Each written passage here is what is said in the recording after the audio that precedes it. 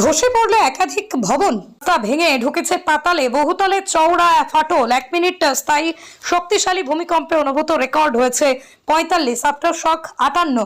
মাত্র ভূমিকম্প আঘাত হেরেছে ফিলিপাইনে। ভূমিকম্পের কেন্দ্রস্থল সমুদ্রের তলদেশের 10 কিমি গভীরে।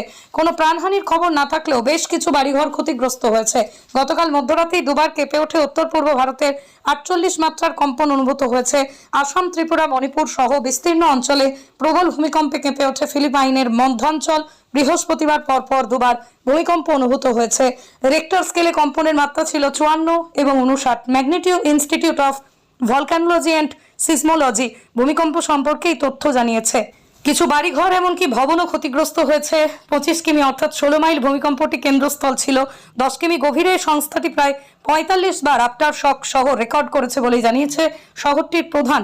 বার্নিকাটিক ভূমিকম্পের বিষয়টি নিশ্চিত করে বলেছেন যে ভূমিকম্পটি খুবই শক্তিশালী। এতে দেশের বহু মানুষ ক্ষতিগ্রস্ত হয়েছে। ফিলিপাইনের রাস্তাঘাট দেওয়ালে ফাটল দেখা দিয়েছে। একই সঙ্গে সমুদ্রে উঁচু ঢেউ সেখানে উঠতে দেখা গেছে। তা দেখে সমুদ্রের মানুষের মধ্যে আতঙ্ক ছড়িয়ে পড়েছে। আতঙ্ক বিরাজ করছে ঘন ঘন ভূমিকম্পনে। 48 মাত্রার কম্পন অনুভূত হয়েছে আসাম, ত্রিপুরা, মণিপুর সহ বিস্তীর্ণ অঞ্চলে। রাত 12:53 প্রথম ভূমিকম্প অনুভূত হয়েছিল উত্তর ভারতে। তার পরবর্তী কিছু সময় পর 1টা নাগাদ ফের ভূমিকম্প অনুভূত হয়। তবে সেখানে ক্ষয়ক্ষতির কোনো খবর পাওয়া যায়নি।